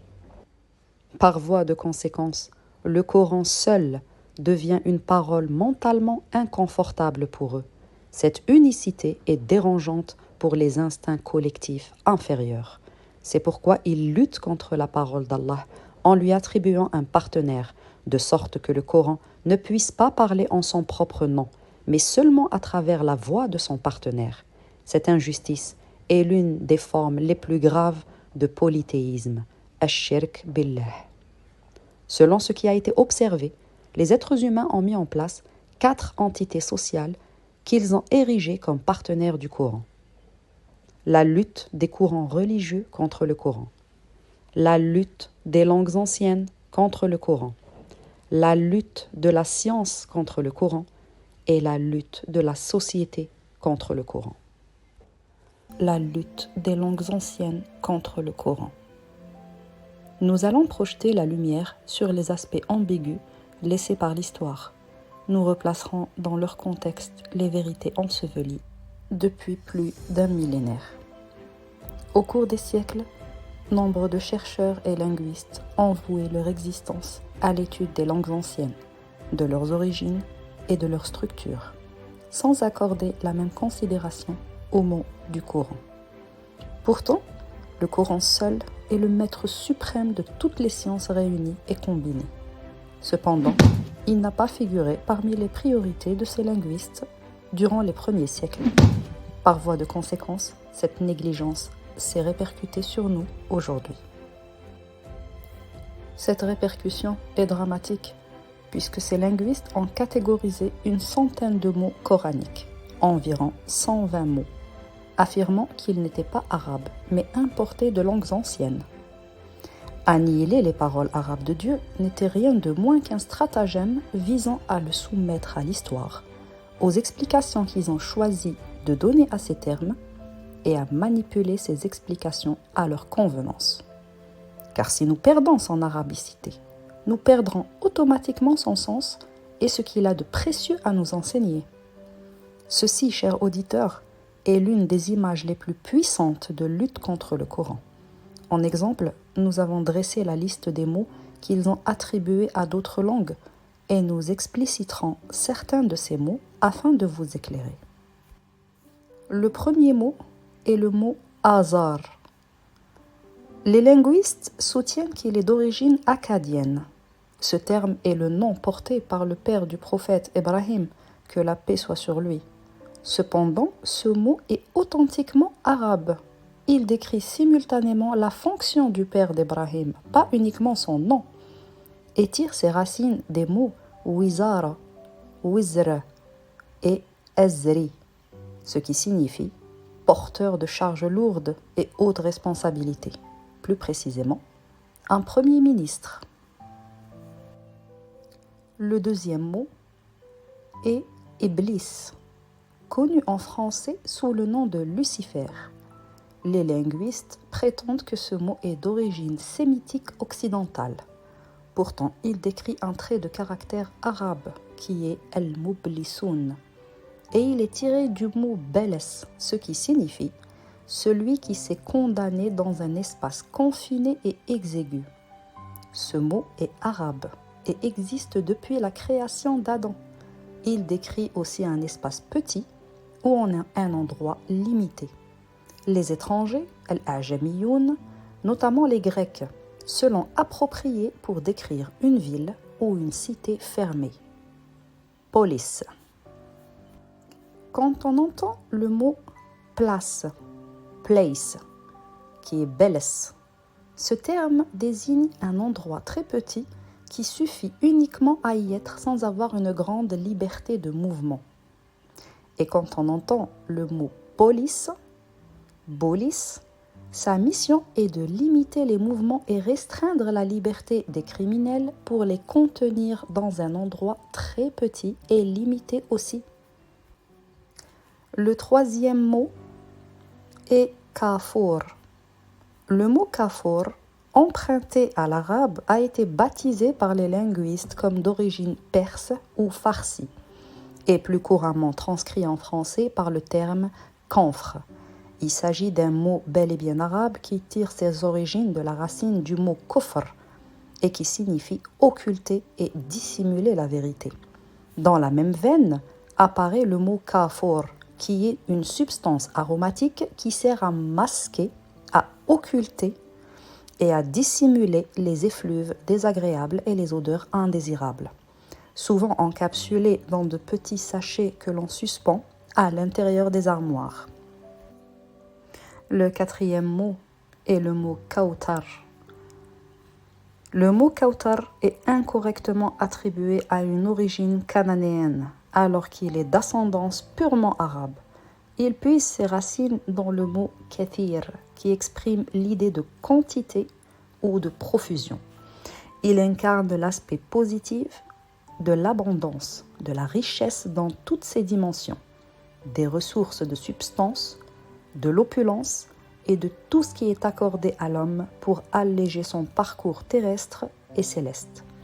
C'est le contrepoint de son aspect négatif, incarné par le mot « at-takathur » et qui signifie être écrasé par la richesse, aveuglé par la cupidité et submergé par l'avarice.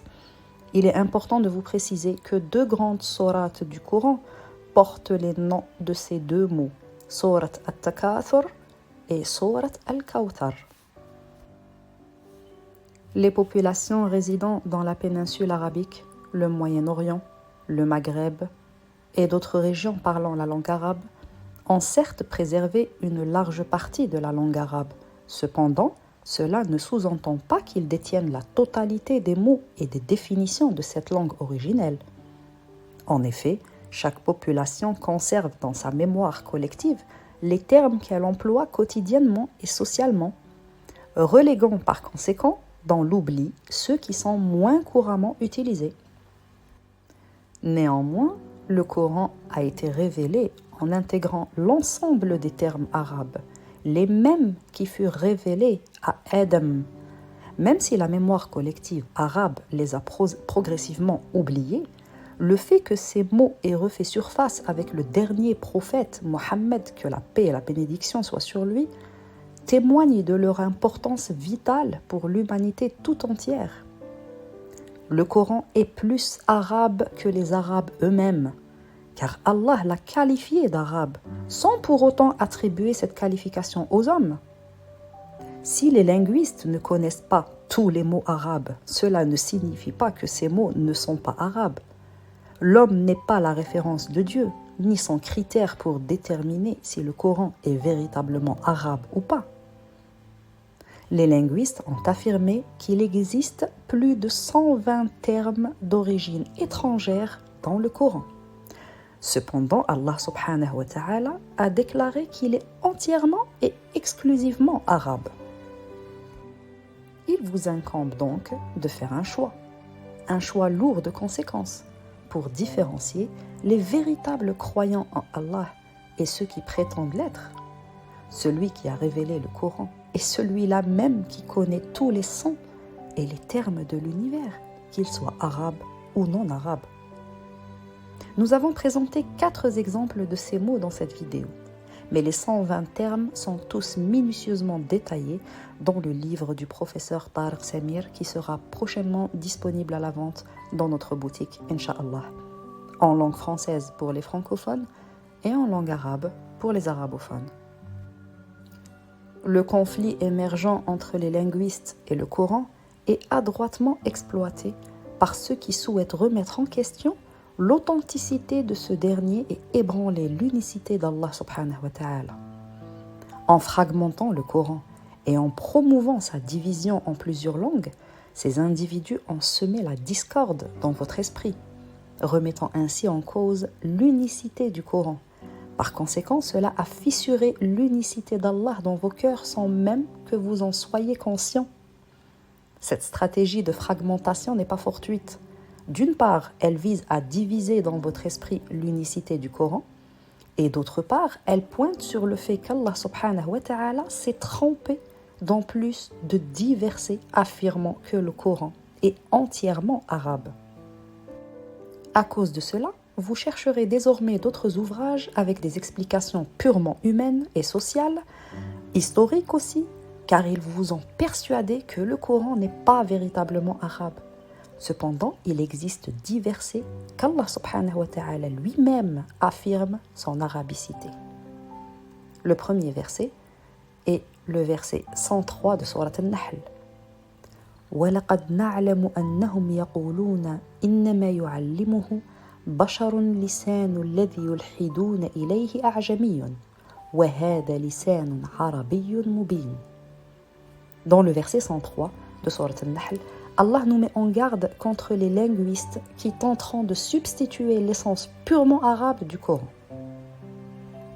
Nous avons les versets 193 à 195 de sourate Shu'ara. نزل به الروح الأمين على قلبك لتكون من المنذرين بلسان عربي مبين. Allah nous stipule clairement dans ce verset Il a été révélé par Ruh al-Amin, directement sur le cœur du prophète Mohammed, que la paix et la bénédiction soient sur lui, en langue arabe, afin d'éclairer. Le troisième verset, qui est le verset 28 de Sourate Az-Zumar. قرآناً عربياً غير ذي عوج لعلهم يتقون. Il est dit dans ce verset que c'est un Coran arabe sans aucune distorsion, afin que les individus puissent se prémunir, alors que les linguistes y ont introduit plus de 120 distorsions au vu et au su de tous, y compris ceux qui prétendent être les défenseurs du Coran. Dans le verset 3 de Sourate Az-Zukhruf, إِنَّ جَعَلْنَاهُ قُرْآنًا عَرَبِيًّا لَعَلَّكُمْ تَعْقِلُونَ. Allah subhanahu wa ta'ala nous dit, nous en avons fait un Coran arabe afin que vous puissiez atteindre la maturité nécessaire pour vous le rappeler et vous en souvenir. Dans un autre verset, le verset 3 de Sourate Fussilat, كتاب فصلت آياته قرآنا عربيا لقوم يعلمون. Ces versets sont détaillés de façon à ce que vous puissiez en extraire le savoir absolu. Dans le verset 12 de Sourate Al-Ahqaf, وَمِنْ قَبْلِهِ كِتَابُ مُوسَى إِمَامًا وَرَحْمَةً وَهَذَا كِتَابٌ مُصَدِّقٌ لِسَانًا عَرَبِيًّا لِيُنذِرَ الَّذِينَ ظَلَمُوا وَبُشْرَى لِلْمُحْسِنِينَ.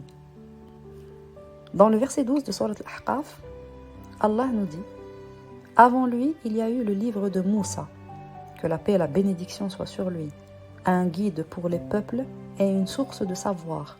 Et le présent livre est un porteur de vérité en langue arabe, afin d'avertir les injustes et d'annoncer l'heureuse nouvelle à ceux qui suivent les instructions d'Allah subhanahu. Dans le verset 2 de Sourate Yusuf, Inna anzalnahu Qur'anan Arabiyyan la'allakum ta'qilun. Nous l'avons révélé en arabe afin que vous puissiez acquérir la maturité nécessaire pour vous le rappeler. Dans le verset 113 de Sourate Taha, وَكَذَلِكَ أَنزَلْنَاهُ قُرْآنًا عَرَبِيًّا وَصَرَّفْنَا فِيهِ مِنَ الْوَعِيدِ لَعَلَّهُمْ يَتَّقُونَ أَوْ يُحْدِثُ لَهُمْ ذِكْرًا.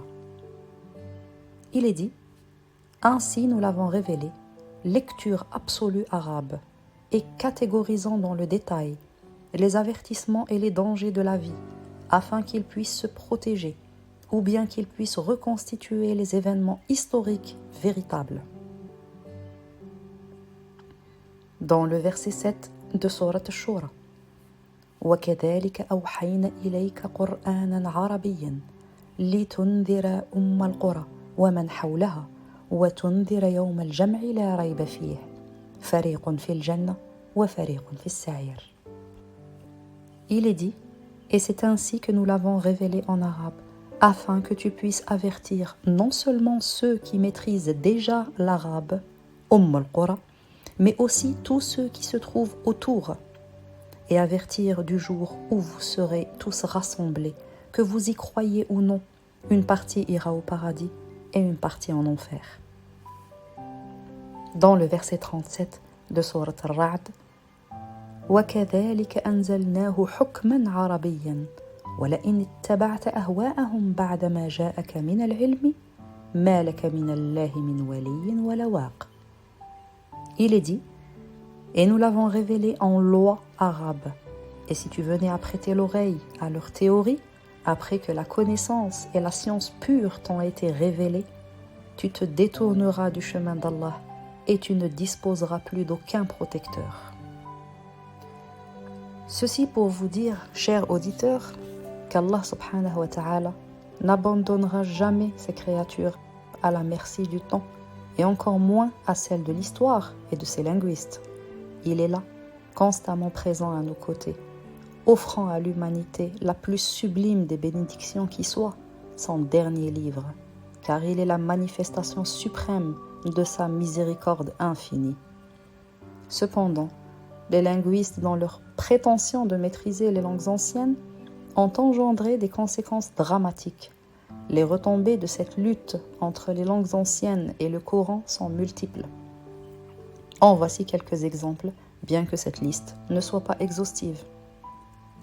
Transformer une représentation limpide et simple de l'univers en une image opaque, complexe et incohérente. Créer une chronologie historique qui ne peut être authentifiée ou attestée. Isoler l'humanité de son créateur en créant plusieurs chemins, subul, au lieu de suivre l'unique voie droite qui est as-sirat. Suggérer que le Coran aurait été influencé par ces langues anciennes, établissant ainsi une hypothèse infondée d'une absence de pureté et d'infaillibilité d'Allah subhanahu wa ta'ala lui-même. Le recours aux langues anciennes pour interpréter le Coran a engendré des distorsions et des erreurs qui ont faussé toutes ces significations, car ils ont été basés sur les théories des linguistes et de leurs langues anciennes. La révélation du Coran est la parole d'Allah.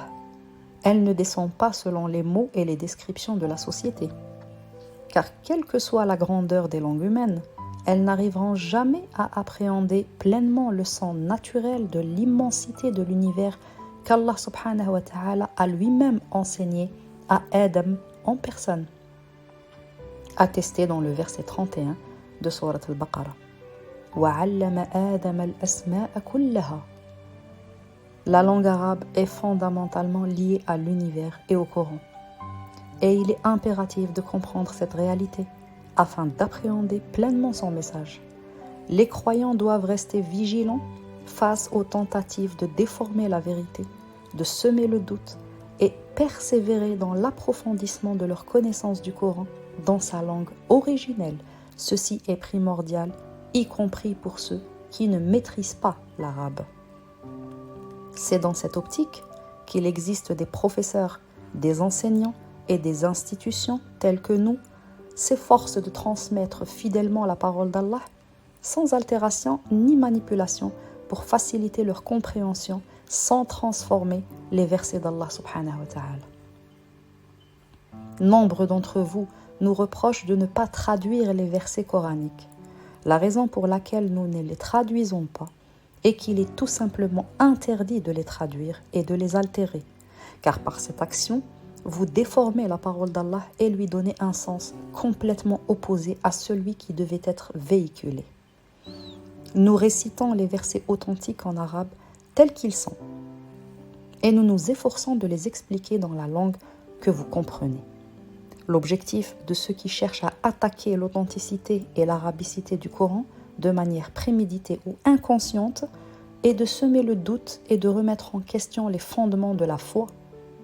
Il est donc essentiel de rester ferme et de demeurer inébranlable dans sa foi.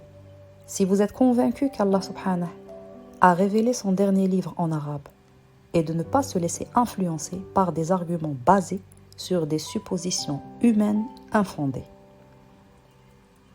Prenons l'exemple de Sourate Sad.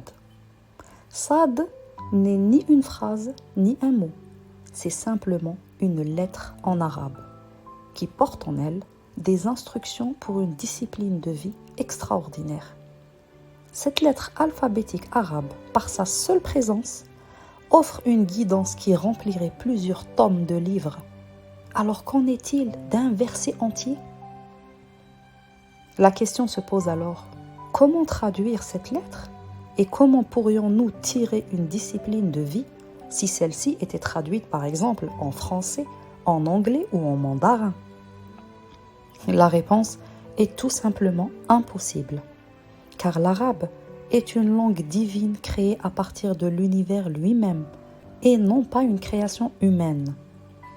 Allah subhanahu wa ta'ala a affirmé que le Coran est arabe, bien que certains prétendent qu'il contient des mots étrangers. À vous de choisir. Cette vidéo est un extrait du chapitre « La lutte des langues anciennes contre le Coran » du livre intitulé « Le Guide » par le professeur Tariq Samir. Assalamu alaikum wa rahmatullahi ta'ala wa barakatuh.